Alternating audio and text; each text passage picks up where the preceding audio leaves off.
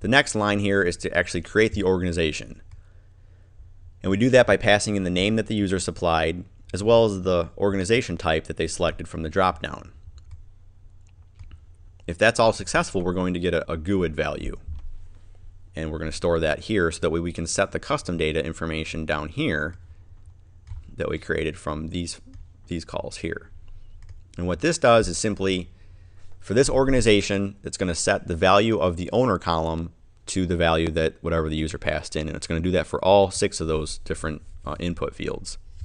After that's all said, the system is going to say it either created it successfully, or obviously if it already existed, that it already exists, etc. So some of this code here is just validation fluff. Ultimately, all you really needed to create a new organization was this line all by itself. As long as you have a name and an organization type, you create an organization.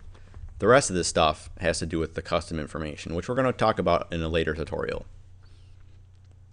The last function was the delete organization function. This is very, very simple again. It boils down to this line of code where we access the MemberProtect object, access the organization module, and then call the remove method with the organization ID that we want to remove.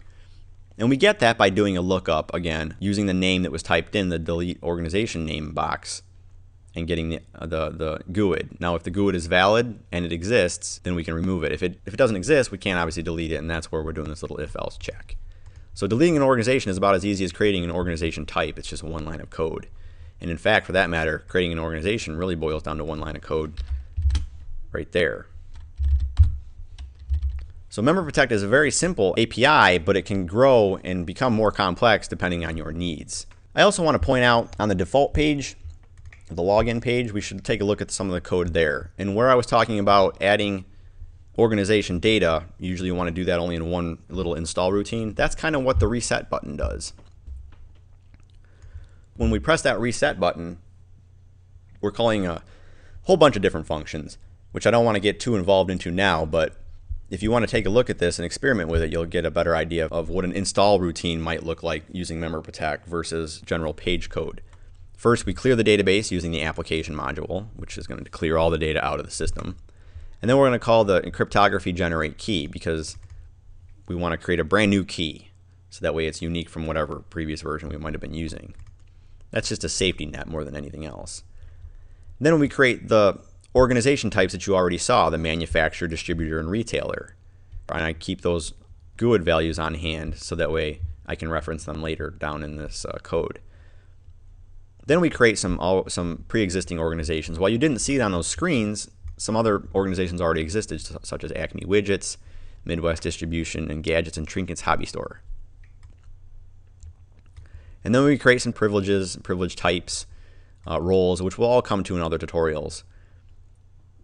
And then when we come down into here, we create some default users that you can use. When it comes time to log into the system to use those tutorials that require a login, you can certainly use these username combinations. And it's worth pointing out that we've got basically looks like 3 users by default in the system at all times. The first one being admin, the other one being manager, and then the other one being reporter. You'll see that there's also admin next to it. This is actually the password. Since we don't accept passwords in this tutorial, you kind of can ignore this, but it is still required to have in the system. Then we assign them some organizations, some roles, and some other security related things that we'll get to in other tutorials.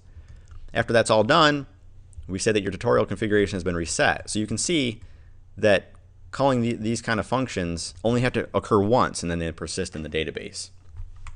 That's very similar to how the first tutorial works when we're talking about this add data item. You'd probably want that kind of code in an installation routine that we just discussed, because it only has to be called once and then those columns are created. But again, this doesn't hurt anything. This is just here for example purposes. And that is it for the organization tutorial.